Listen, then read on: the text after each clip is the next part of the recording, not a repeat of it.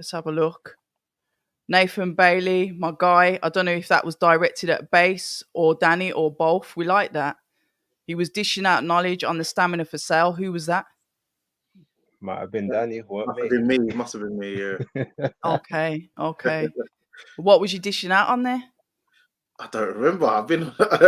It might be Tunde's interview. Might be when I've been on some of their couple of their lives and stuff like that. Yeah, I'm not exactly sure which he's. We'll have to check that out. I'm not into all the screen sharing, so I won't be doing none of that today. If Ben, one of the originals, y'all big up everyone. October Red Base, Maestro, Dani. Yeah, Maestro's having a look for the link now. I'll name this account later. Good afternoon, October Red. Hope you're good. Andy Cruz and Tank. Oh, we're already getting into questions. I want to put that to you guys. Who are you picking? Go for it, D. Andy Cruz or Tank? Oh, that's that's a first I've heard that fight proposed. Straight out the gate. Well, Andy Cruz, he's looked very good so far, but I do think maybe Tank's experience for the moment will probably get him through. But if you give it a couple of years, then Cruz should beat him, and I think Cruz has a better ceiling. I think his legacy will probably end better than Tank's, because Tank has avoided a lot of these big fights with the top boy names. He's got a big fight, i.e. Ryan Garcia, but he wasn't really out of the so-called new Fab 4, Fab 5. He was the least threat out of all of them, and he needs to fight the top dogs. You know, the Dream, Devin Haney, Teofimo, them kind of guys. Even a Lomachenko, he still needs to get him with someone like that, to be fair. Base? I mean, ultimately, look, as good as Andy Cruz is, he's 2-0. So, you know, that you can't quite replicate that pro experience just yet. But that being said, as Dani said, he's got a much higher ceiling than Tank has. And if you give it, say you give it 2 years, 2.5 years, yeah, I'd see him beating Tank all day long. Footwork, volume, just bamboozling him. Tank doesn't like to work hard, so he's not going to be there for those counters. We like it. And finally, Maestro that I believe is on his way to an airport. He's going somewhere for New Year's. Maestro, our US correspondent, a massive welcome to the controversial, the man himself that loves to tear up people on Twitter, on other people's lives, on his own lives. He dedicates lives to rinsing other YouTubers. Maestro, welcome. Happy New Year, everyone. I'm actually on my way back to New York City today. I'm in Florida right now. It's hot and sunny down here, compared to New York. But you know, it's funny. I stopped. So go ahead, October. No, go on. No, I was saying now on Twitter, all I do is stream my videos. That's it. I'm not doing the back and forth with people on Twitter anymore. But I'm always up for a live debate.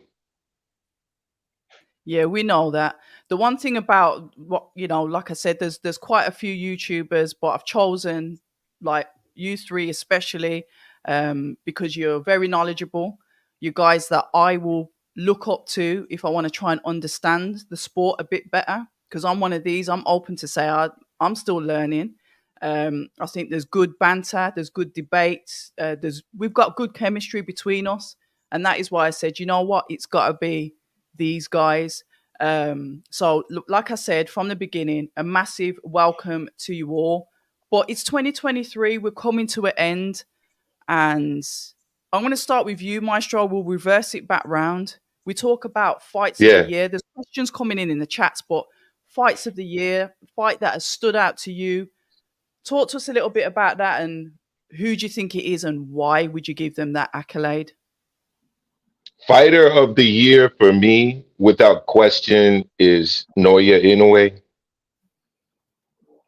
I think that anytime you're involved in 2 unification fights in the same year, culminating in an undisputed fight where you win your second undisputed championship in the course of what, about a year, 12 months, maybe a little less. I can't give it to anyone else. So I know that there's a debate over here in the United States There's a lot of U.S. bias in the United States, so a lot of people are favoring Crawford. But at the end of the day, Crawford had one fight in 2023. It was a very impressive performance. I was actually out in Vegas for that fight. It was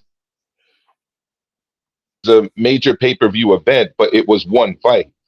Inoue had two of those. So just off of that, I got to give Fighter of the Year to the newly crowned, undisputed 122-pound champion, NYE Inoue, the monster. Base? Yeah, I'm not sure if it's fighter we're talking. 'Cause I thought we was talking fights, but if it's fighter, I agree with Maestro. My video came out on what day are we now? My video came out Friday. I picked Inoue. I didn't even have Crawford in my top 5, funny enough, just because he only fought once, even though it was a very impressive fight. But yeah, no arguments, no debates there. I feel like Inoue did it in 378 days, so essentially a year and a week and a half.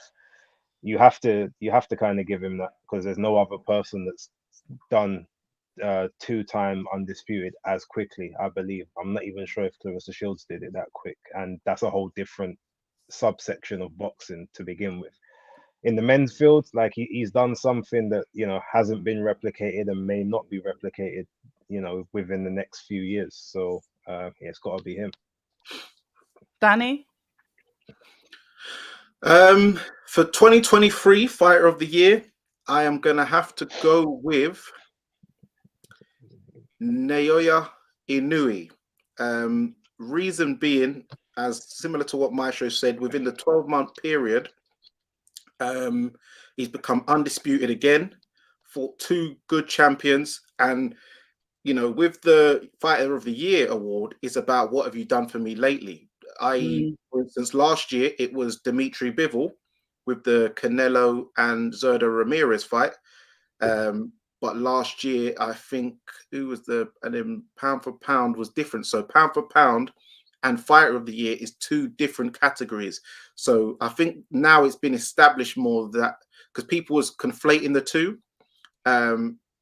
So yeah, for this year, it's definitely got to be Inoue for his achievements this year. But he's not pound for pound number 1. But Fighter of the Year, he is. Who do you have as pound for pound number 1? Terence Crawford. Okay. And I was about to say, pound for pound, you've got all different kind of procedures and policies, and how you see it's very, very subjective with pound for pound. That's why I always stay out of it, because my idea of something may not be somebody else's. So I kind of keep out of that. But before I go on, I've got to say thank you to Aaron Daly for the super chat. Thank you very much. Thank you to all the guests that have joined us as well. It's New Year's Eve. You could be chilling out. I don't know. Maybe you're just bored on the settee, but we appreciate you showing up. Very, very much respected. D-Star Boxing, thank you very much for the $10 US. We appreciate that all. With Inoue, and do you think that us over this side, and I'm going to call us the West because I guess we are, I haven't got an Eastern correspondent. I would have loved to have got Zilly Zhang on, but we digress. Do you think that we sleep on boxers from that side of the world? And do you think Inoue has just literally blinded us with that skill that he's got? There's no doubt about his skill.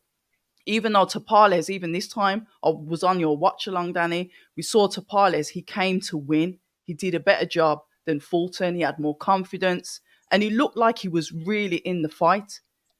Do we get, do we get really gassed quickly on fighters because they're extraordinary, but they may not be the best? It's just that the competition, the levels that they've been up to when we say this is the Fighter of the Year. And that's just me playing devil's advocate. Anyone? Well, I would say overlooked. Not, I wouldn't say necessarily, because we've become familiar with fighters from the Far East, i.e. Manny Pacquiao. He's won Fighter of the Year before. He's been pound for pound number 1 once upon a time. So, and he's from the Philippines, which is not too far from Japan. Fighting in the US though, right? Yes, that's where he made his big splash name, but he was winning world championships down at strawweight, which is now minimum weight, and you know, the lighter weights back in the Philippines when he was on eating just a bowl of rice a day with no gravy. So we know about the struggle in his journey. I know, Base, you're laughing, but this is what he said in an interview. This is documented. So yeah, we've come to know about guys from that side of the world. There's been Olympic guys, so we know about that side. But I do know that, you know, on a whole, boxing, we still look to the US as like, oh, it's like music, innit? Oh, you ain't made it until you make it in the US, in the Big Apple. Like Madison Square Garden is the mecca of boxing. Now you got to go to Vegas. You got to fight in Madison Square Garden or Vegas. Yeah, we've had a nice little Indian summer with Wembley Stadium and Tottenham Hotspur and stuff like that. But ultimately, every fighter's dream, when you're a boxer and you're coming up in the game, you always want to go over into the glitz and glamour into America. I remember back in the day, even before Madison Square Garden, it was Atlantic City, because that was the Vegas before Vegas. Maestro would know all about that. So Yeah, Donald Trump was running a lot of the fights out of there, featuring Mike Tyson later on. Arturo Gatti was kind of the last big star out of Atlantic City. Boots Ennis right now fights a lot out of Atlantic City. I was at his fight in July, but yeah. yeah, Atlantic City in New Jersey. So, but you know, it seems there's a lot. Well, there is a lot of money out in China, because they knew he got 7 million for his last fight. So they're like, why does he need to go over to America? He's going to end up getting less money fighting in America than he would out in his own country, out in, like, you know, the Far East in Japan and so forth and so forth. So yeah, I think we do know about them, but we ain't putting respect on them as much as we should, because we still look at the American fighters as, you know, the go-to place, especially when you've got the LDBC brigade getting a bit silly as well. It does muddy the waters a bit. I don't know. What I Babe. will, Go on. Sorry, Maestro. Yeah, go on. yeah, what I was gonna say is that I disagree with some of what Danny was saying. I think that with Pacquiao, he really didn't make a name for himself until he kind of went up in the weight classes. The issue for me is that when you're looking at historically 122 and below, 118 and below, 115 and below, it has been overlooked. I mean, Japan has been running these divisions for a while now. And I Natural don't weight. just mean yeah, I don't just even mean Japanese fighters, but also Japan hosting fights, featuring guys like Chocolatito, who was big in Japan before he was big in the United States. You know, there's Wow. a future Hall of Famer that never gets any recognition in the UK and in the US, Doni Nietes, multiple weight division champion, one of the greatest Filipino fighters of all time. Unlike Pacquiao, Doni Nietes never went up in weight to, like, you know, lightweight, welterweight, etc. He's very overlooked. Right now, we got a guy, Kazuto Ioka. I consider him to be a future Hall of Famer. He was fighting today on New Year's Eve. I couldn't even watch his fight. That's like 3 or 4 years running now where I can't watch Kazuto Ioka fights. He's one of the best fighters in the world, definitely in the lower weight divisions. We never get to see this guy. We never get to hear about this guy. When I talk to Eddie Hearn about him, because guess what? Eddie has fighters that fight in and around his weight class. They don't even mention him as a potential opponent for Gallo Estrada or Bam Rodriguez. So I would say definitely the Asian fighters, especially in the lower weight divisions, are very overlooked. And those are only a few names. And like there's there's a lot more names than the ones I mentioned. No, Base. I totally agree. I mean, I almost wanted to cut Danny off, but I do believe in parliamentary procedure. Do you?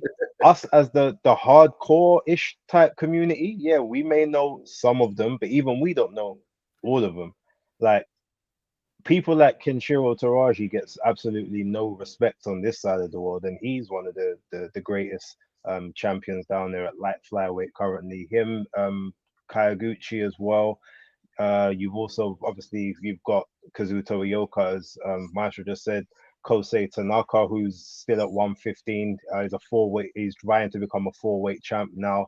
The only people that get any type of shine is almost when they move into bantamweight and beyond. So obviously we've got Inoue as like the shining beacon, but then that's still you got Nakatani, who's just about getting a name for himself because he's on top rank cards, but he's on the prelims before the event even starts half the time now.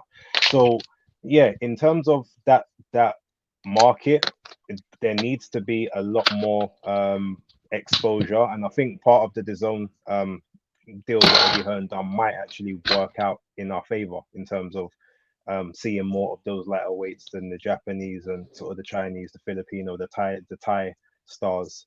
But yeah, they need more exposure. But it's good that at least a couple of their shining achievements come through. But I think also that's a bit of a shame. Why do they have to be the best of the actual best, the generational talent, just for us to notice them when they've actually got very good people who are leagues better even than the so-called average stars that a lot of us champion? Because So there's to me, elitism in boxing as well. well, it's familiarity, it's all that, but that's my point. It's almost like to have a different conversation, which I don't want to have on your live, but it's like I I shouldn't understand. have. Yeah, you know what I mean. Like, why am I have to celebrate mediocrity when there's people that are doing better or even just as good, or even better, but they're not getting the same amount of attention? Like, Because I think that's what we need to there's a stop. hierarchy. There's a hierarchy. There's a system, and it's kind of good that you've touched on that, because we can touch how the power shift. Maestro's kind of like saying, well, he never made it until like kind of like moved to the States. That's what I'm talking about. And now we're getting boxing shifting over to the east.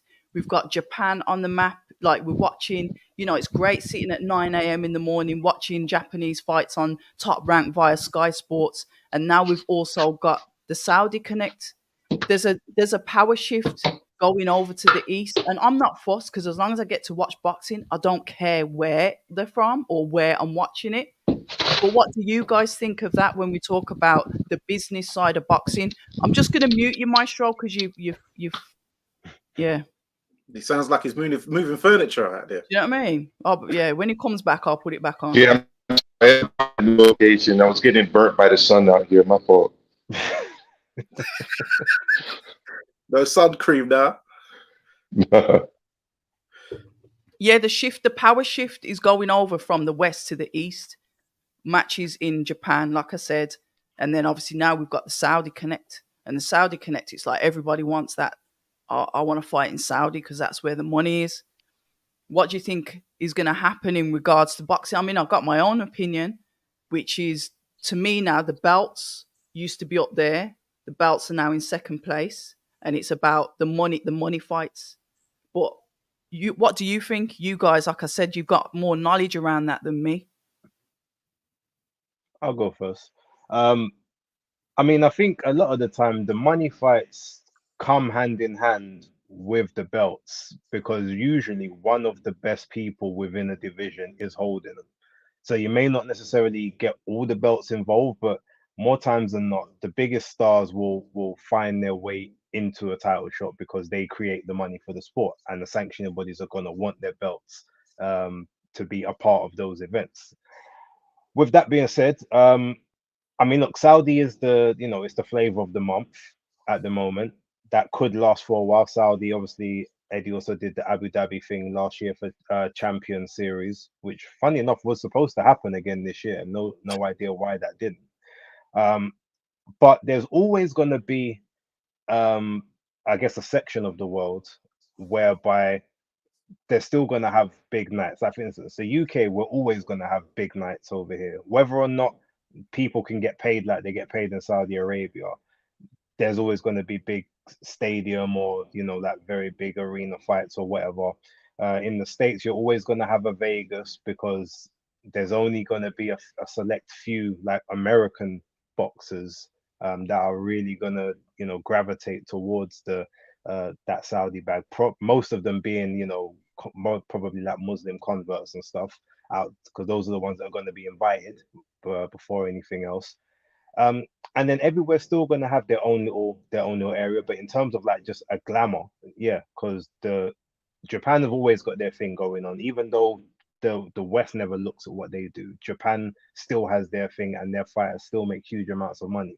And that whole eastern side of the world, they make money. Like, they don't need the West for anything. It's just an extra bonus if people over here know their stars. But someone like NYE doesn't care if the US knows who he is or the UK, because he's known and loved and respected in Japan. Probably every civilian over there knows who he is. So in some places, when the economy is self-sufficient and self-sustaining, the rest of it, like I said, it's a bonus. It doesn't have to be a be all and end all. And that could end up being the same way with Saudi as well moving forward. And at the moment, they're only really invested in those upper weights. So up until any time when it starts to trickle down, it's only going to be maybe the heavyweight division, whereby that they then become the new mecca of boxing. Outside of that, everywhere else is still going to have the same events with the other same people that have been fighting. Dani? I Go on, Maestro, if you want to go first. Go on. No, I was just going to piggyback off of some of what Base said. It's very interesting to me that the ESPN version in Latin America uh, shows way more global boxing than the ESPN version in the United States. Talk I mean, they show everything. I mean, 108, 112, 115, 118, every Inoue fight, every Ioka fight, all of these fights are broadcast. So there's always an international market. It seems to me that the Saudis are principally interested in the heavyweight division. You also see them venturing into the cruiserweight division and now the light heavyweight division. But I don't see as much interest in Saudi Arabia with the lower weight classes. So whenever you get a domestic fight, let's say a Lee Wood, Josh Warrington, that's always going to land to me in the UK. The UK is always going to be the market for that type of a fight, right? Now, if you get a fight featuring two heavyweights that are from Britain, I think at that point, Saudi Arabia is more of a disruptor. They have a lot of money, obviously. And because of the time zone difference, you do have the similarity there. It's not that far off, like a Vegas fight where you're getting up at 3, 4, 5 in the morning to watch a pay-per-view. You can watch a pay-per-view at a reasonable hour if it's taking place in Saudi Arabia. I agree with what Base said about the Muslim converts. Maybe that, I'm not going to say that's the main reason, but I don't know if you followed, but Gervonta Tank Davis, there's videos about him this week converting, introducing his new Muslim name. And it's interesting because you started off by asking about the belts versus kind of the big money fights. Gervonta Tank Davis is a perfect example of someone who's been able to monetize his name and his star power in the absence of having any real belts at all. I'm Ryan Garcia. And Ryan Garcia, but Tank even more so. I mean, that's the one fight I regret going to. I went to 3 fights in Vegas this year. That was the one I regret going to because I got sucked up into the melodrama of everything. But let's face facts. I can't remember the last time. I'd have to go to BoxRec, honestly. The last time Tank Davis defended an actual real world title belt, not a secondary title belt, an actual real world title belt. That was a fight featuring 2 fighters fighting at a catchweight, fighting for no title at all, not even a secondary title. Neither of them were world champions with a rehydration clause, fighting on pay-per-view. And that was the biggest boxing event money-wise in the United States this year. No title belts on the line. It was a catchweight fight featuring 2 guys that weren't world champions, fighting with a rehydration clause on pay-per-view. That was the biggest event. So there also are always going to be, those type of fights. And then the other one, big one in that kind of realm as well, is Jake Paul, right? Jake Paul has had a number of major events, big events. I say major, meaning that they were on pay-per-view and in arenas, right? I'm excluding his last fight. That, did, by all accounts, pretty good business for him. So, there's always going to be a lane in boxing for the people that are chasing money and not necessarily title belts.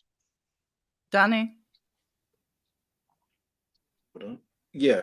Funny enough, on the back of what Maestro said, yes, we had Javonte Davis convert. We had Jarrell Miller. We saw convert on the week of Day of Reckoning. That's And crap. I think he looked On the genuine. He week. was weeping October Red. He was weeping. I mean, Crying. this is an authentic guy here, Jarrell Big Baby Miller. Yeah, and also I saw Tony Harrison the other day convert also. I saw a video of that. So yeah, there seems to be a shift towards that sort of that religion.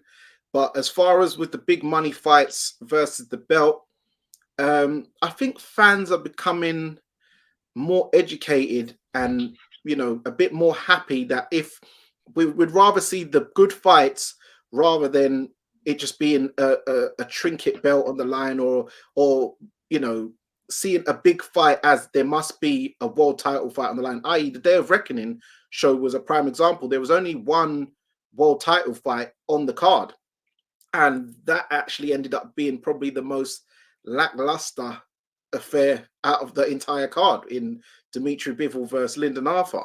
All the other ones, yeah, people might have got cleaned out quite early, but the other people that at least had a go, you know, even Mark Demori had a go. He landed a few shots on.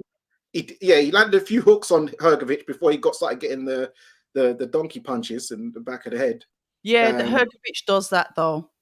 Yeah, Hrgovic is. If you saw Hrgovic fight Dempsey McKean, his last fight, Dempsey McKean did not know which way to walk back to his corner, and that was from a clean hit to the back of the head. Yeah. If I'm training a guy fighting Hrgovic and I'm in the back with the referee, I'm getting it in his head. Watch the rabbit punches from and all fight week. I'm bringing it up in every interview as well. Yeah, and funny enough, I even predicted what was going to happen in another fight that happened in January.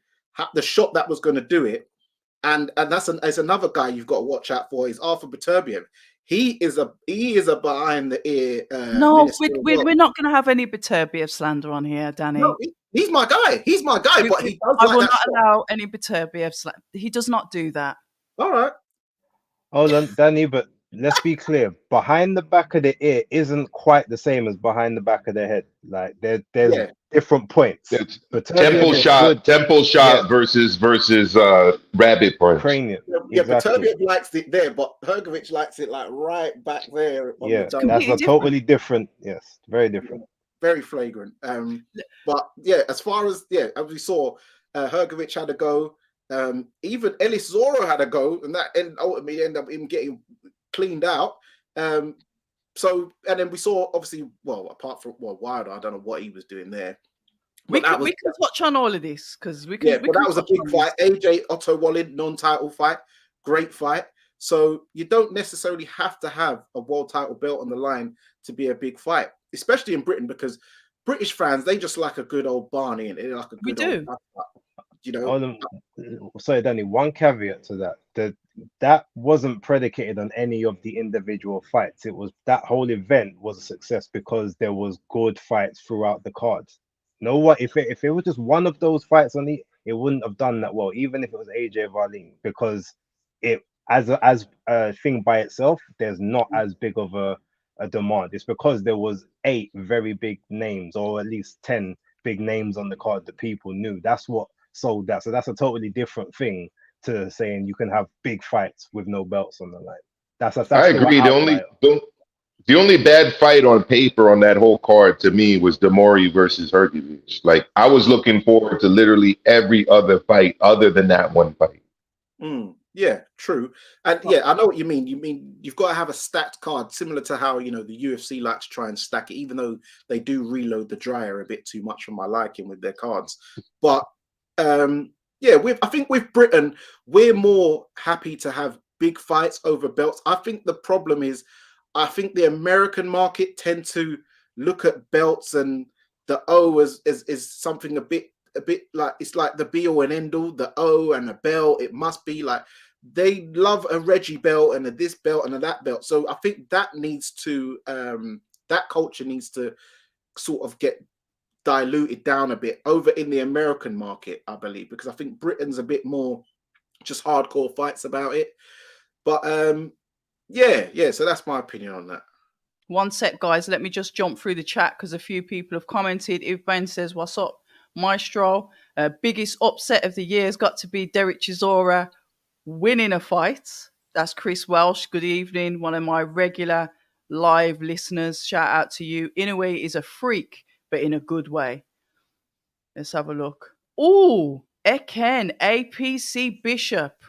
Oh, Maestro is diverse in his opinion, and he doesn't bend to what everybody else wants him to say because he's got his own mind. He loves my channel. He's always on my channel talking. He loves it. So he's on my channel. He's on. Oh, is it? Okay. Fair enough. He's a proper boxing troll. He goes through the roster. Well, to be fair, yeah, this should be streaming across all of your channels, but I don't know if it is. But I clicked something so all of you get the same stream. It just saves me copying and downloading. But anyway, guys, as well, Base, I don't know if you want to put all your handles in the chat so everybody follow Fight Fan TV, BaseDaKID Hardcore Casual, Maestro as well. Just put your handles in there. Follow their channels. Like I said, we've all got stuff in common. We're all boxing fans. We've all got our own opinions, and we can have healthy debates without screaming at each other or muting people or cutting people off. Inouye's my favorite fighter of the year. SWJ, good evening. Good question coming in from Nathan. I'll come back to that. The troll's actually asking good questions in here. He's not really saying anything. Trump owns the rights to a few Mike Tyson fights. Well, that's interesting to know, Dan. And to be fair, I didn't even know that Trump was. See what I mean? Back in them days. yeah. He was a boxing promoter. He used to run fights in Atlantic City at his hotel casino. Did not know that. He's actually very good friends with Mike Tyson. Interesting. I know he's quite good friends. Is it with Dana White? He turns up to the UFC. Alexander Wilson, thank you for the $2. Don't forget Tyson Douglas was in Tokyo. Got some history. Mike Tyson's Mike Tyson's actually the only boxer that's headlined in the Tokyo Dome twice. So that's a 50. Rumor has it. Interesting. Sorry, I interrupted you, Base. How many seat stadium? I interrupted that part. 55,000 seat audience. There you go. So rumor has it, though, that one of the reasons it went to Tokyo was that it was considered to be such a mismatch in the United States that they were finding it difficult at that point in Tyson's career to sell the fight. Because Tyson, at that point, you guys remember, was blowing through every opponent. And it got to the point, actually, where interest in him was starting to wane a little bit. But the interest and the fervor for him in Japan was huge. So he went out there for that fight. That was the second headliner over there. Yeah. And no one's been in the Tokyo Dome since then, in the boxing world anyway. No, just K1. Just K1, I think.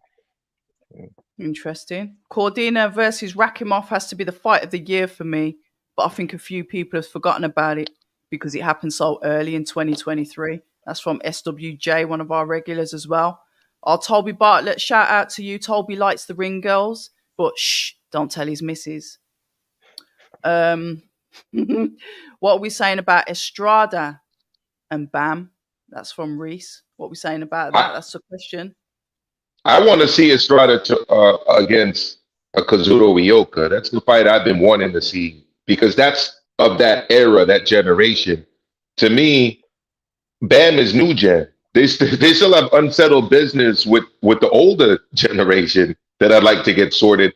And like I said earlier, nobody ever mentions Kazuto Ioka's name ever in that division. And Estrada has had the opportunities to fight him and hasn't. No, so I want to see us. So he was supposed to fight him today, but he pulled out of the negotiations for that. It was supposed to be him fighting Kazuto Ioka today. Yes. Right. Yeah. Perez was a replacement opponent, the Venezuelan. Imagine if we ended the year on New Year's Eve with Kazuto Ioka versus Gallo Estrada. 2023 was already amazing. Imagine if it ended on that note. So that fight needs to happen, to me. We can talk about predictions for 2024 and what we'd like to see. There's already a few comments in there asking about Fury Usyk. And one of them that I think is a good question is the fight going to happen? But we digress, and that is for 2024. So we talk about, fights that you've enjoyed, fighters that you've liked. I'm going to touch on trainers globally. When you think about a trainer, when you look at a trainer, who's caught your eye? And I get it. Loads of people say, oh, but he didn't have him from when they first turned over pro. He's polishing something that was already, a diamond, but he was just in the rough or whatever. But when you look at trainers and you see fighters that have improved with trainers, who would you say like really stands out to you? I have a feeling Base is going to say one of the ones that I'm going to say. I think No, we're all going to I know who you're gonna say, Maestro. So I'll let you have that person. You go The first, floor is yours, Maestro. Go first. Maestro. All right. Well, so one of the guys from the United States that I think is very underrated that does not get credit is someone who Base is familiar with as well. He's out of New Jersey and he trains Big Bang, Chinese speed, Chinese power. I'm talking about Zhang Zile, Sean George. The dude needs to get more credit as a high level trainer for sure. I'll drop two more names. I dropped this name a lot, so this is nothing new, but I'm a huge fan of Mark Ramsey and his whole team out of Quebec. You can look at what he's done with Beterbiev. You can look at what he's done recently too with Christian and Billy, who I think is a big up and comer at 168. He's got other fights as well.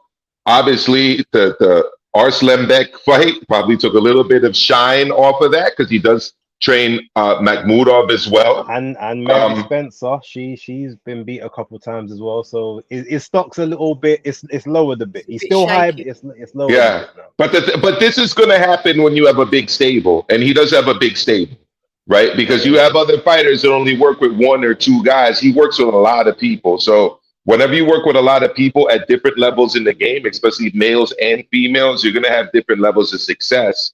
But I like to look at the guys he's had the most success with, as well as some of the others. And to me, I do not understand how this guy, it goes again to me to the bias against the Eastern fighters and Eastern boxing. But can somebody please give Shingo Inoue some respect? I mean, this dude is trained not just obviously Naoya, but he's also got another son that's a world champion. Takuma, so he's got and he's trained these. You want to talk about fighters that have been trained by their trainers from ground up. He's trained them from ground up.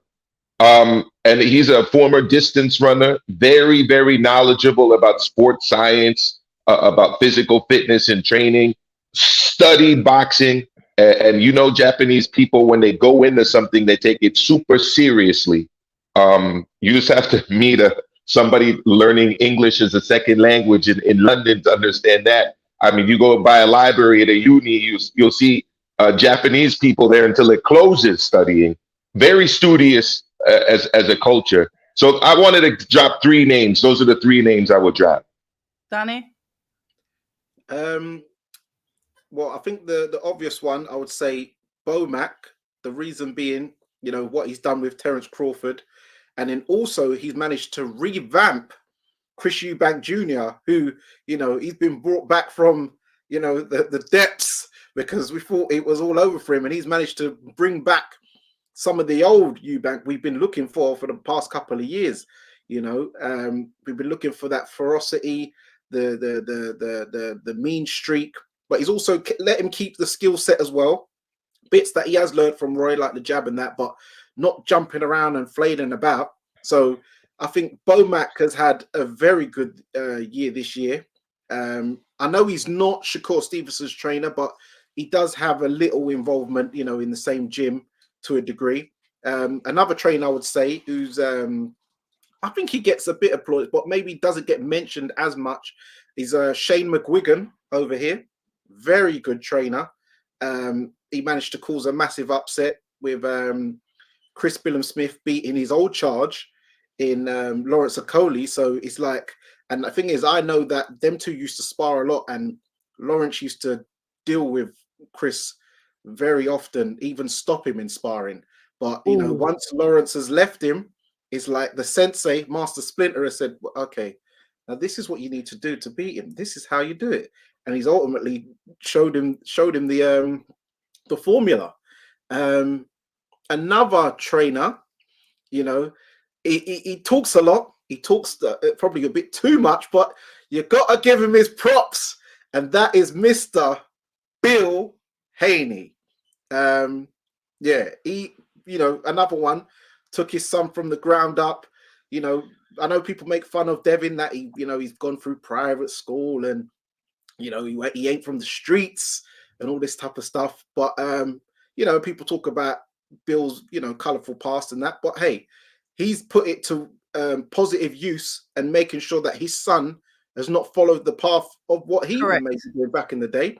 And he's now got his son to be, you know, a world champion, an undisputed champion, a 2-weight world champion, and doing great things. I think Bill was a very good trainer. So yeah, that's my 3. Base. Okay, well, I mean, the majority of mine have gone, but it just shows that there must be good trainers then, because we all no, agree. they are. Yeah. They are. What I will say, I think, Maestro, help me out here. What's the name of Oshaki Foster's trainer? Oh, yes. Oh, I don't know his name, but yeah, I know it's gone out of my head, but I think he deserves some plaudits. he works with Regis Prograde as too. well, yeah. Man. Marvin up and disappeared. Tobler. I can't remember. It's okay. It will come back to us. But I think he deserves some recognition for what he's done with Oshaki this year. Obviously, Oshaki with no promotional network, won 2 high-profile fights for him, both on away soil. I feel like that's something that's worth mentioning. Robert Garcia, he's got to get some mention for what he's done with BAM this year. Obviously, you know, coming through, winning the title initially with the broken jaw, coming through all of that, and also, you know, winning the massive unification with Sonny Edwards. Outside of that, I mean, there's a lot of good trainers.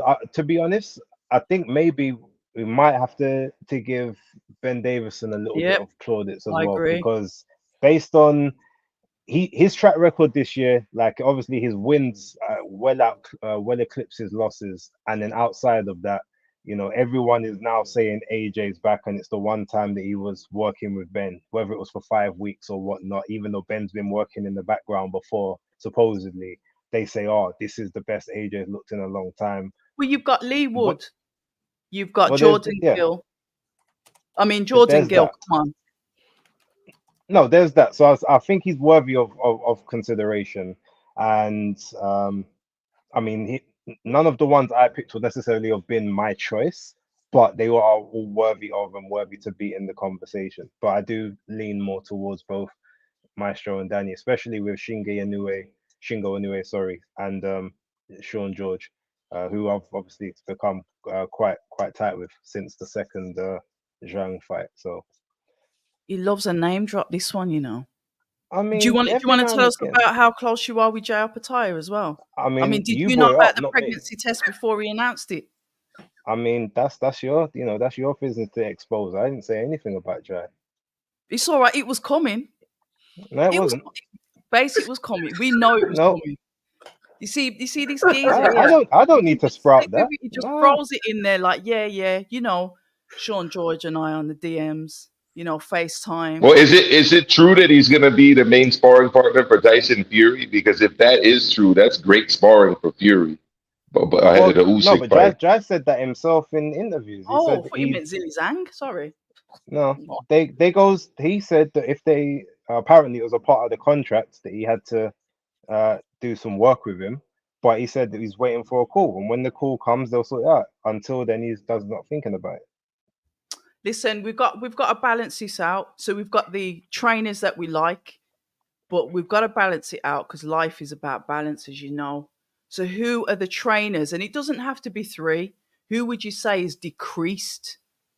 Like from somebody that was like up there, like, yeah, this is the trainer, and now they've decreased. Derek James. That's pretty much the only name to mention. Yeah, that was gonna be probably the most dipped trainer of the year, because he was trainer of the year last year, but he suffered the curse of Trainer of the Year. Once you win Trainer of the Year, you tend to have a massive come down, fall off shortly Eddie after. Reynoso? Eddie Reynoso, John David Jackson, Freddie Roach. Yeah, it happens often. It happens often. What are you thinking, Maestro? Well, there's another name too, but I don't really want to mention this person Go on, I just know do because it. We're all it's friends here. Ishmael Salas. I'll say it for you. yeah, I mean, I've been very disappointed with Ismail Salas's work, to be honest. And I've got to give another one of, and these are guys that I like a lot. We're But talking about work I, before I we did, I first did one. not, I did not like Andre Rozier's work in the corner of Boo Boo Andrade against David Benavidez. Okay. I didn't feel that the instructions were very good at all. And look, it's difficult because you're talking about somebody fighting an uphill battle, right? In terms of Boo Boo fighting David Benavidez, but the instructions, and people can go back and watch that fight, and I know bases with Salas, it's the Joe Joyce preparation with Zhang. First of all, I don't even think Joe Joyce should have taken that rematch. With all of the technical deficiencies he displayed in the first fight, um, you really got to Hindsight, question whether you, huh? don't you think that's hindsight, Maestro? Because not No, many no, no. I called the knockout loss in the second fight all right. quite clearly, and I actually called. I Man, I don't remember my prediction, but I'm pretty sure I picked Zhang in the first fight as well. But I definitely picked him by KO in the second fight. Second Uh, fight, the, yeah. But the, what the, about the fi- first one? the first fight, I remember thinking that it would be a really good fight. I don't know if I even made an official prediction for that fight, to be honest. Um, but the second fight definitely I picked Zhang by knockout, and I don't know. I mean, you guys ask yourselves, did you see much improvement by Joyce in that fight? No, I mean, I didn't. but Did you based see on any kind of adaptation in terms of? no, I mean, I saw.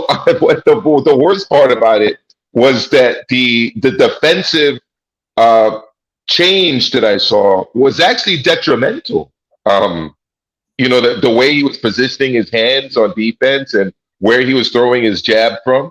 Um, like if that was the technical adjustment, that wasn't a very good technical adjustment. I don't know, he just did not look prepared for that fight. And if you're talking about the corner work between rounds, I didn't see anything there that screams trainer of the year, like one of the best trainers out there. Uh, and those are the kind of accolades I was giving Ismail Salas before. So when somebody's positioned so high, that's the standard that you're expecting. I haven't yet seen the Kazurioka fight out of Japan. He's Kazurioka's trainer as well. So who knows? Maybe he looked brilliant today. I couldn't find a link to the fight, unfortunately. so to be carry on with the balance, then we look at fighters. We can talk about the most improved fighter, but which fighter or fighters would you say that you believe in 2024 really need to pull their socks up and make some improvements? Where you've seen a decline in a fighter and you're thinking, hold on a minute, is there something going on here and can they recover?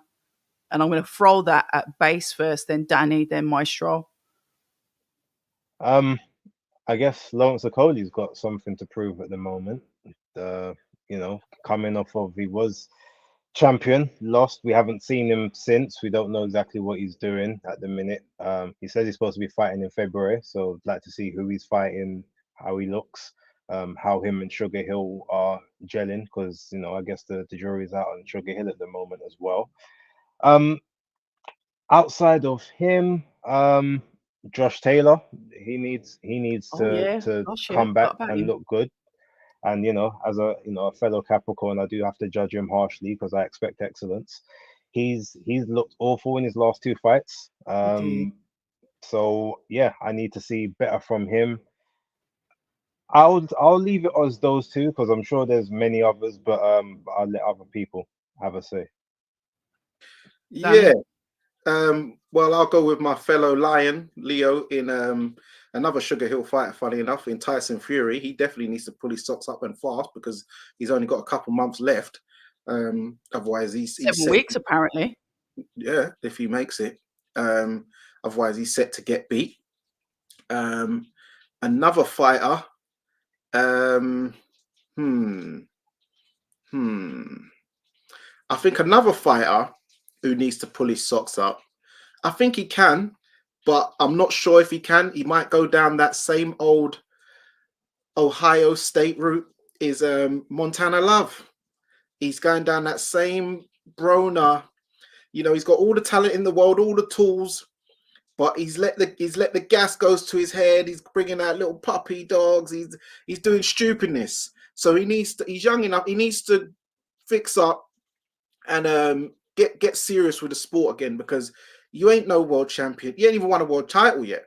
And you're going on like you've made it. Broner at least became a 3-division world champion before he completely lost the plot and started going on music tours and wrecked himself. But Montana Love, he's another one who needs to really start pulling his finger out. And just to go back where you was talking about trainers who dipped. What was the trainer I had? It was Malik Scott. He disappointed me. Yeah, What was he? Was he? Was he? What do you mean? Was he ever up there?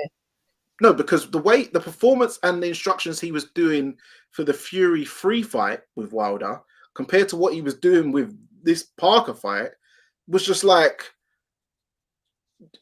east and west. It was completely different. I don't know what his head weren't even there in the fight. Not to mention the tactics too. I mean, this whole circling left and right thing. When has Wilder ever fought like that his entire career? Never. Yeah, Back foot fighter. It was like night and day what he was saying in the Fury free fight and how he was doing with his Park fight. So I don't know. I think I don't know what batch of cigars he's been smoking, but he needs to take it easy with the XXNX stuff as well. He needs to kind of take it easy on that too. But yeah, that's my picks. Sorry, it's the sorrel. The sorrel's getting to me. Sorry. Oh, I love sorrel. I got the carrot juice. So I mentioned someone earlier. I'm going to mention him again. Arslanbek Makhmudov. I mean, I was at his fight in Toledo on the Jared Anderson, Prince Charles Martin undercard, and I'd been to a couple of his other fights prior to that, and he just looked like a wrecking ball. Well, he didn't look like a wrecking ball on the Day of Reckoning card. He's got to make a comeback because he's not young either, despite his experience level in the program. He turned pro rather late, so he's got some catching up to do rather quickly. The other name I got to mention, and this isn't just based on the last performance, it's based on the performance prior to that, so the penultimate performance as well. And I'm talking about Regis Prograis. I mean, Regis looked terrible against Danielito Zorrilla. Was incapable of making even the most rudimentary of adjustments. I actually thought he lost that fight. Danielito Zorrilla was ugly, but he was effective. Okay. I thought he edged out that win. And then he literally got shut out. He didn't win a round against Devin Haney. We're talking about a guy who many consider to be the man at 140, a guy who many considered to get the short end of the stick against Josh Taylor, and who was positioning himself as somewhat of an uncrowned champion until he won the vacant title. Well, I mean, for somebody of that level to get shut out by somebody making their debut in the weight class, regardless of how good Devin Haney is and how well trained he is by Bill Haney, he didn't win a round in a fight where he was defending his title. Want to talk about catch up? I mean, he's probably at the top of my list. Maestro, what's the name of that top ranked prospect? He lost his penultimate fight and then he drew the last one, but they've been matching him really tough. He's also got to step up. I can't remember his name off the top of my head, though. I know you'll know it. What weight class? He's one of the lighter weights. I think he's like 140. Lost his last fight. He drew the last fight, but he lost the fight before that. He's like but he's been matched really tough. At 140, top rank. I think he's 140. Who's at 140? I mean, they just lost the guy at 140, the Golden Boy, the Rick Meridian fighter. Man, it's the morning over here, guys. It's not him. It's one of the black prospects, but I just can't remember his name. I'll have to get it and I'll put it in the chat. Okay. Yeah. Improved fighters then. Who is the most improved fighter for 2023? I was talking about Arnold Barbosa is the name that came to mind, but not him because he's undefeated. Yeah, no, not him. Yeah, not him. Okay. Improved fighter. Most improved fighter? Yeah. Most improved. That's a good question. One that I haven't thought of. Off the top of my head, I can go back to Oshaki Foster. He's improved a lot. I mean, he looks like he could be the man in that weight division, and I don't think anybody was really saying that a year ago. Definitely not 2 years ago. So he's improved a lot. In terms of a major name out there, not even that. I don't care about names. I just care about the fighters. So, who? Come back to me. I'm going to think of a better answer. Dani?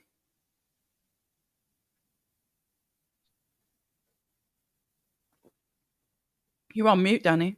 Unless you're trying to tell me telepathically. No. Oh, sorry. The most improved fighter. Do you know what? I know. This person has had quite a long career anyway, but I would say Joseph Parker. Facts. A good one. That's a good one. Facts. Yeah, I picked Joseph Parker. And it's been really good the way he's took this year. If you go back to the end of last year, where he got slumped, he was in a heat, bludgeoned by, Joe Joyce, and the way his mentality to come back, stay active, 4 fights this year, and he's looked really good. Apart from, all right, say the first one back after the loss, and this just shows you why. He didn't look good in that one. No, but that shows why you need to, get your confidence back, and then after that, he's just been on a roll. Do you know what I'm saying? Yeah, so I'd give it to Joseph Parker for me this year. Base. Oh, Maestro, I just remember the Jahi Tucker. That's who I was thinking. Oh, Jahi Tucker. Yeah, he's from Long Island too. Yeah, he needs to kind of step it up this year. I think his contract's coming up soon, so he needs to get it. But he's a good prospect. That's a very good one, Base. That's a very good one. I was actually at that fight that he lost. Yeah. Yeah. Okay, so most improved. You know what? I gotta be honest. Well, there's 2 people that realistically you can kind of say, but the main one, I'm gonna have to go with Daniel Dubois, because he, the experience he got from the Usyk loss, was telling. I agree. His link up with Don Charles seems to work well for him and his mentality. Like, even though I didn't give him a round, I gave him 1 round in the entire fight, and it wasn't even the 5th, surprisingly enough. But he hung with Usyk in the first couple, and he showed some decent movement. He still got a bit too much of a stiff upper back, but like what he done against Jerome Miller, that showed the improvements, not just from his technical aspects and his punch selection, but also the mentality and the heart. So for this moment in time, I'll have to kind of give it to him. I'm trying to think, is there any others that I would want to? I got one more name while you're thinking, Base. Go for it. I was going to say Lee Wood, especially coming off of the loss that he had. he's bounced back pretty well, and I think he'll only be better once he moves up in weight. So I think he's But got consideration too. I wouldn't say it's most improved though, because his improvements happened last year. He's sort of on his, not a plateau, but he's kind of near enough the same level to where he was last year. That's when the Fair improvements enough. happened really at the end of So 2021. you're talking, okay, so just so that I understand now, the improvement has to have occurred in Yeah. 2013. Yeah, Got it. yeah. 2013. 2023. 2023. I'm stuck in the Maestro? past. What are 2020. you I wish it was 20. I wish it was He's got that 2013. Miami sticky icky. That's why he keeps on going on to mute and the camera cuts off. That geezer's I w- blazing that No, Miami I can't stick. lie. I wish it was 2013 as well. That was a really good year for me. Yeah, Why? me too. Huh? And he said Licking the he's lips. licking his lips. Why?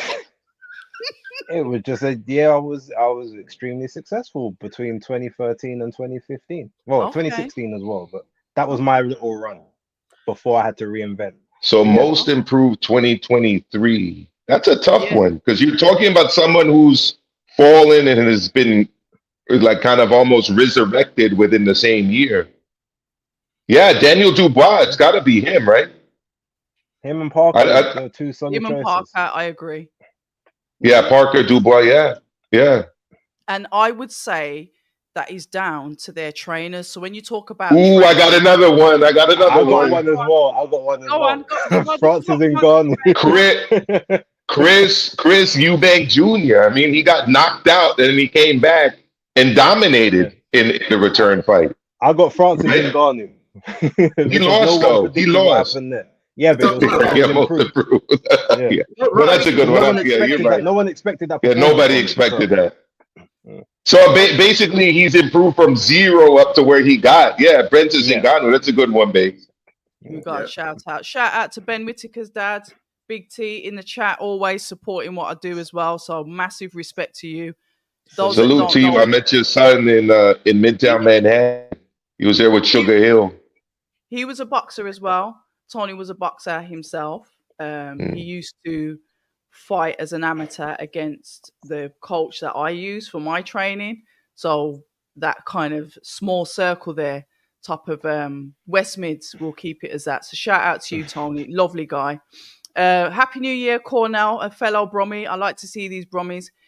I think this might be one of yours, Maestro. Shouts out to the legendary Maestro Boxing. Oh, appreciate that. That's See, my we- guy's sly tendencies. Yeah, obviously, we're getting some support for Zilly Zhang. Yeah, hit the likes if you haven't. And thank you, those of you that have just joined or have been sat here for a while. Forgive my manners. This is the 2023 review, and I'm joined with special guests. They've put their handles in the chat, guys. If you want to keep doing that throughout the chat, that's fine. We've got Maestro, our US correspondent. We've got Dani, Fight Fam TV. And we've got BaseDaKID trying to get it all confused down there. And we're all YouTubers, boxing YouTubers. We're all what you would call interviewers, conversationalists. We all love the sport, and we're just breaking down what we see has caught our eye and what could be better, and things that have happened in 2023. Oh, let's have a look. Hold on. Are any Well, of there are you the got? handles right there.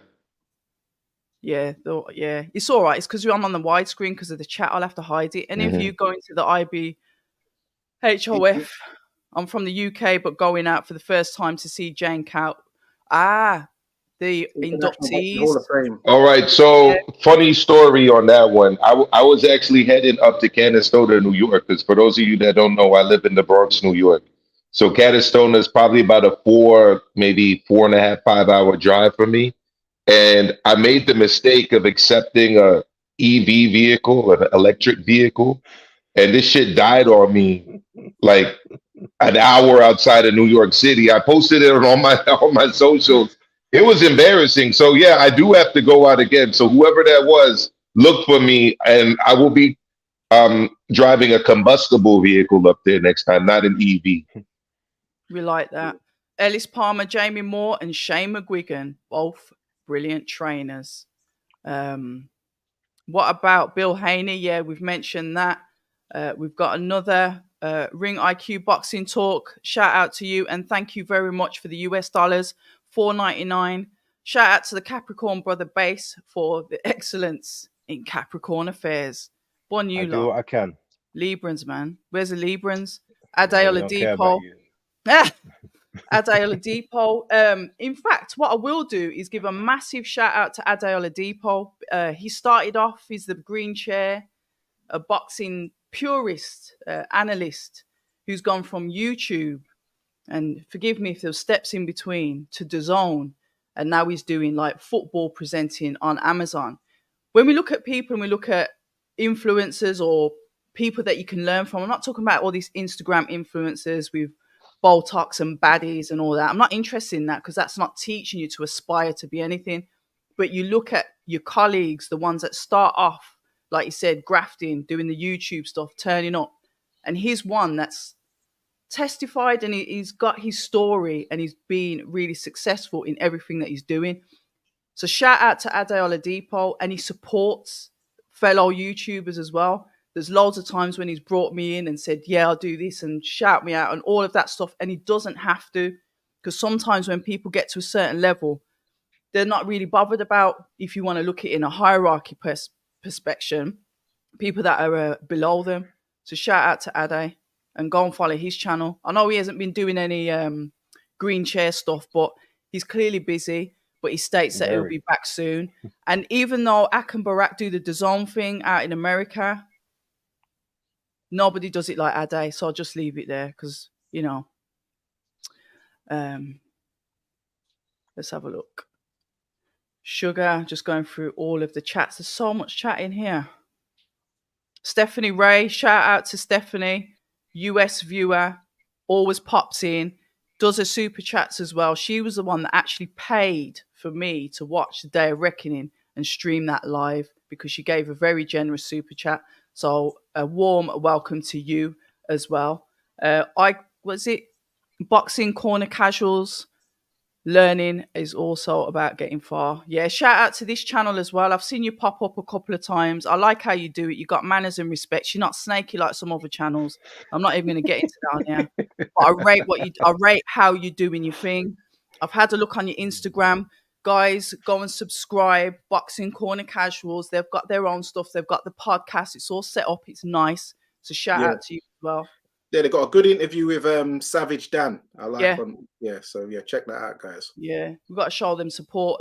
Dodge 172, big up Base, my queen and panel. Good to see you and thanks for doing a live. It's my birthday. Dodge, happy birthday. Capricorn Happy birthday, gang, salute. Dodge. I'm sick of these Capricorns everywhere. Where's my Lions, man? Where it's at? We are the be all and end all. We end the year and we start the year. I mean, how great is that? What star sign are you, Maestro? Oh, I'm an Aries. Oh, opposite to me, the fire sign. Yeah, I mean, we like to butt heads. That's what we do. Yeah, that's why we get on fire signs. So I'm the only air one in here, but let's not do the stargazing. Thanks, Maestro. We'll come and introduce myself and buy you a drink in June because I ain't going to try and pronounce that. Not after I've just Sounds good. I'll be up in Canastota. Super. I wanted to be there. It was Cole Frosh got inducted this year. Yes. Who else got inducted? There was a few people Tim Bradley got inducted this year. So the crazy thing about that too is that I didn't go to the Teofimo Lopez Josh Taylor fight on the Saturday in order to go up there on the Saturday. Boy, did I regret that. It's one of them. Super chat, WM Boxing Views. Shout out to all 4 of the channels. Music is going to school Fury twice. We will then see AJ send Fury into retirement. And we're going to pause it there. That's not going to happen. I need you guys to give me your opinion on promoter of the year. Who is the promoter of the year 2023? Because we've had some interesting stuff happening in the world of promoting. So, yeah. Yes. And you know what? I did a poll on Twitter and everyone went for Eddie Hearn, but no way. Not this year. You're going to say Frank Warren, yeah? No, not Frank Warren. I would say if you're talking about promoter overall, really? Card for card, like all cards, I'd have to say I'd have to say Bob Arum. Top Rank. Yeah, Top Rank overall, all cards. If you go Top Rank is my favorite promoter, and I'll tell you why. The majority of their cards are not behind a paywall. The problem with Matchroom for me this year and the Zone is that a lot of the big fights I wanted to see, and some of them were not even like huge fights. Like to me, I'm sorry, like Regis against Devin Haney, that's not like a blockbuster fight. That's a good fight. That's a fight that would have been HBO World Championship Boxing when I was a kid, or Showtime Championship Boxing.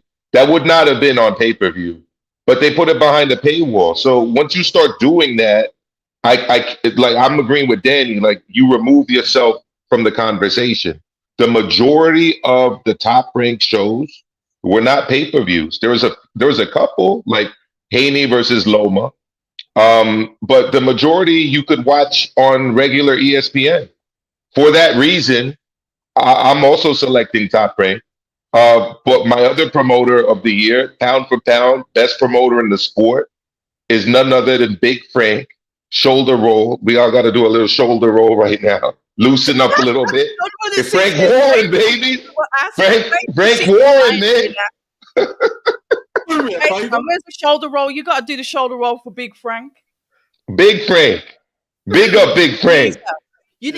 You want to talk about comeback of the year? Talk about Big Frank. Yes, we've got to give Frank Warren his flowers. We've got to. Yeah, but I'll tell you another. Al Heyman's had a great year this year, even though next year he's finished. But you're trying to get Al Heyman arrested. He's not a promoter. Yeah, but PBC is not even a promotional company. PBC is not a promoter. No. So they're essentially an advising / PR group. If you go through BoxRec and look at who promotes those fights, you're gonna see Samson Lekovich. You're gonna see Tom Brown. So you could give it to Tom Brown. Tom Brown's been involved in a lot of events, but he's more kind of behind the scenes. But actually, I wouldn't even say he's behind the scenes. He's running the press conferences. He's introducing the fighters. It's his name that's on the promotion. You know what I like? I like this. What I like, and I think we can probably end it on a note here and finish off on this one. Mm-hmm. What I like to see is the dynamic shifting in the boxing. I like to see that the fact skills challenge was set up and everything was good to go. We were getting the AJ Wilder fight, and then you saw Frank, and he almost had a balaclava on. He caught his aeroplane, went over there and said, "Hold on, who's your boss? I'll tell you what, I'll go over your head, and I'm going to set something up with those guys." And His Excellency, yeah. And albeit, this is the ruthless type of business. In any business, not just boxing, but it was just savvy. Now I get it; it's pissed a lot of people off. People had money, people waiting on certain fights to happen. Certain fights didn't happen because of it. But we got what we got last week, which was eight top fighters on one card. No, they weren't fighting each other, but because the Saudis, pulling everyone's puppet strings, throwing Rolexes, giving man money and all that, saying, yeah, come over and work with us.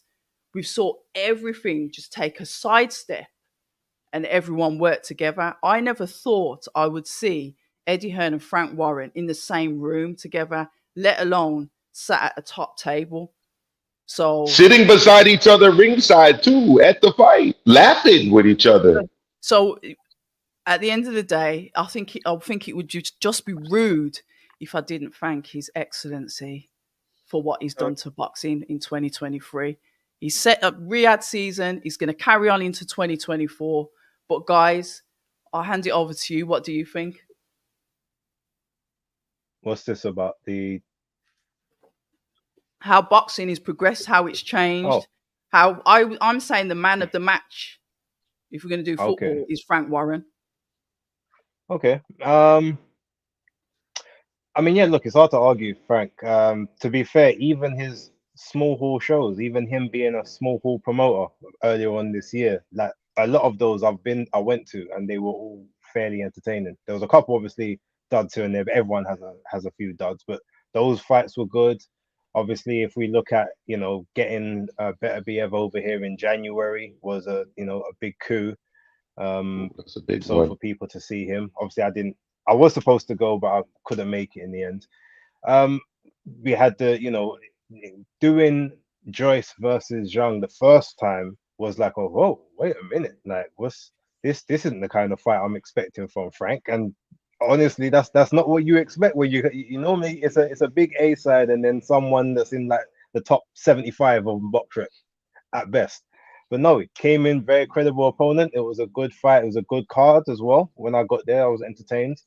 Um, Obviously Denzel Bentley done some good stuff. He had the great story with Nathan Heaney as well. Liam Davis, he's done brilliant with him this year. So there's all of that. Plus, obviously, he went and got the Saudi bag, as you said.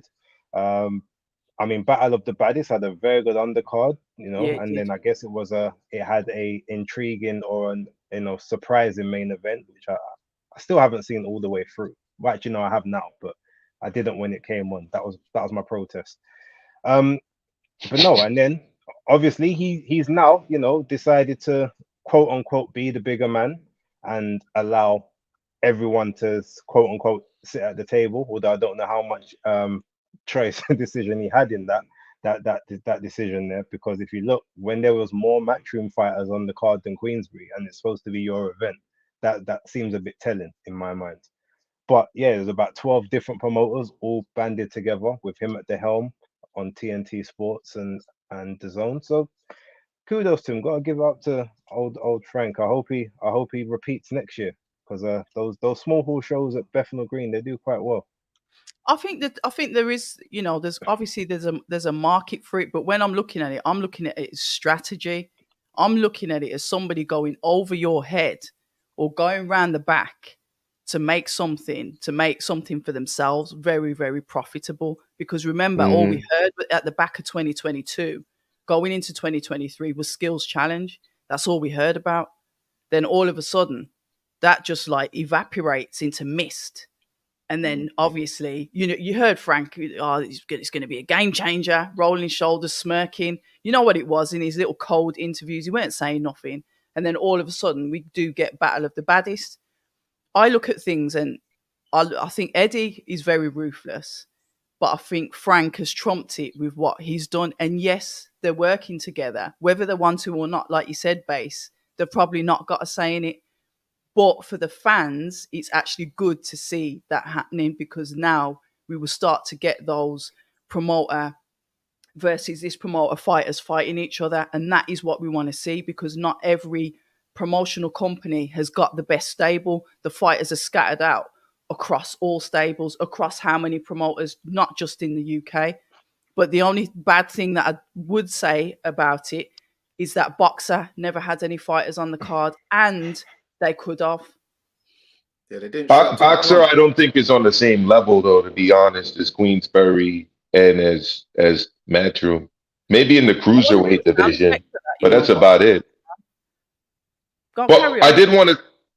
Sorry, one other thing I wanted to piggyback on what you were saying is that I also like the fact that they tried out a new model, which is terrestrial rights, BT Sport, Yeah. streaming rights, The Zone.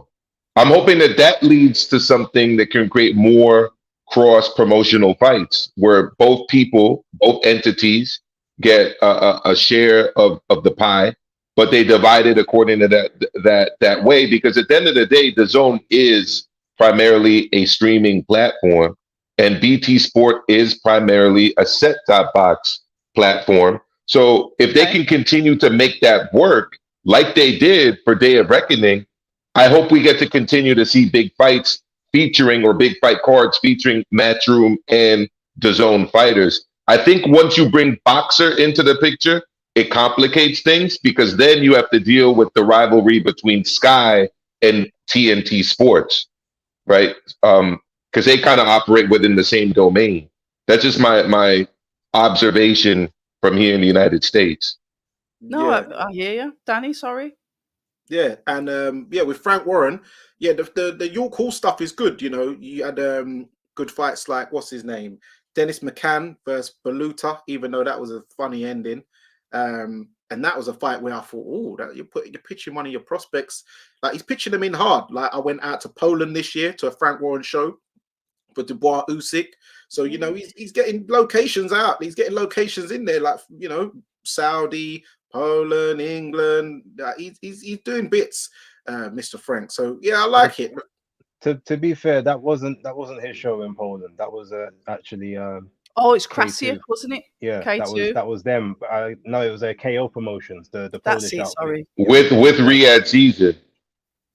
In Poland. Sorry, not Riyadh Season. I mean skill challenge. Skills challenge. Yeah, that's what I meant. Skills challenge.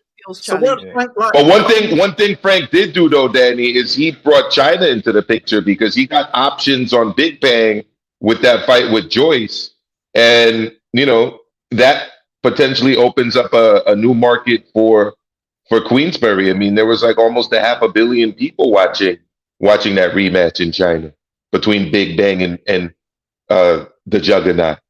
Yeah, and it seems like he's got hold of Fabio Wardley as well, which is a good little scout to get hold of as well. Fabio Wardley is multi-talented. He's, you know, when you say that, you know, he can do the punditry, he can obviously box. You know, he's got a good TV image. So I see his career set up long past boxing. He's witty, you know, he's sharp on the social media.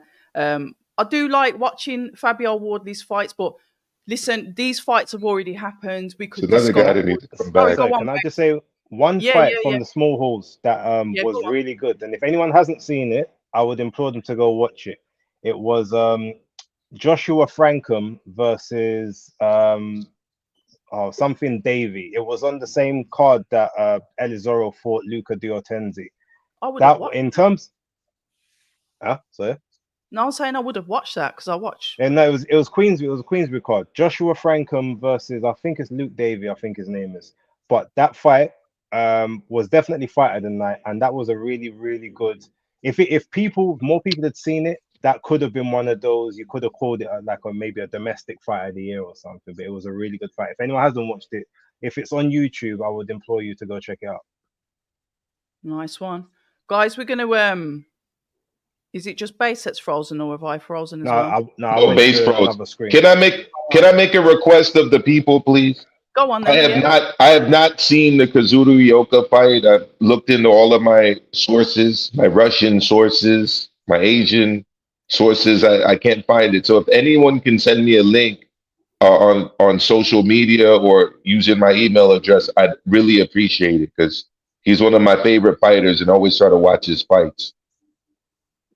Any final words from yourself, Danny? Just be safe tonight, guys, wherever you go or whatever you do. And hope you have a happy new year. And be sure to support all 4 of our channels into the new year, because I'm sure we're going to bring you even more bigger and better product in 2024. So just support. And thank you for all the new subscribers as well to Fight Fan TV Live. Hope you've enjoyed the content on the Neutral Corner podcast and so forth. Listen, it's been a pleasure, guys. I've loved this. There was so much more we could have covered, but we would have been here all night. And what I like to do is I like to leave people wanting to come back for more. So guess what? We're going to do it again. We'll drop the surprises on you, but we'll do something like this again. Yeah, let's do it again. Definitely. Before we sign off, we all must give manners and respect to Miss October Red Media. She's done a phenomenal 2023, amazing. And she put this live together. She brought all of us together for this.